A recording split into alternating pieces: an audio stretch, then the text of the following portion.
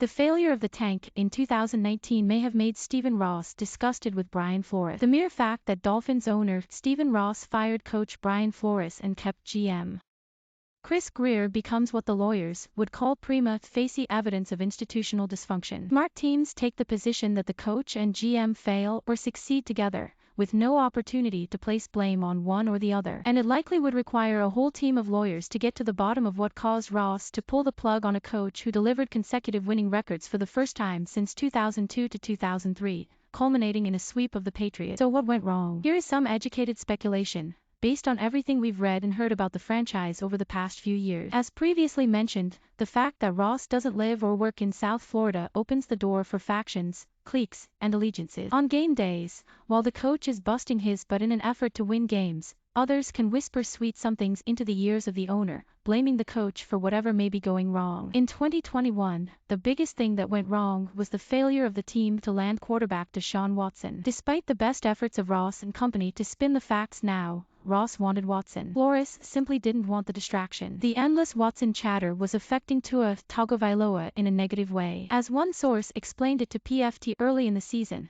Tua actually declined an opportunity to be a team captain for 2021, given the possibility that Watson would be arriving and taking over the starting job at any time. The moment the trade deadline came and went, Tua started playing better and the Dolphins started winning games. Is it a coincidence? Ross, like plenty of other owners, wants to call the shots without being accused of meddling. Thus, like other owners, he never gives a direct order. He shouldn't have to. He makes his views known, and he trusts that employees smart enough to get the hint will do so. This year, it was Watson, and Ross didn't get him. Last year, it was Tua, but only after the Bengals refused to trade down with the Dolphins for Joe Burrow. And that could be where Flores first lost Ross. Entering the 2019 season, Ross realized that sometimes, you've got to take your lumps. Although the object of a full-season tank job initially was Tua, Ross pivoted to Burrow. However, after a few ugly losses to begin his tenure, Flores apparently ditched and defied the tanking strategy. That kept the Dolphins from securing the top pick, which became Burrow. Where would they be now if they had gotten him? They'd probably be in the playoffs,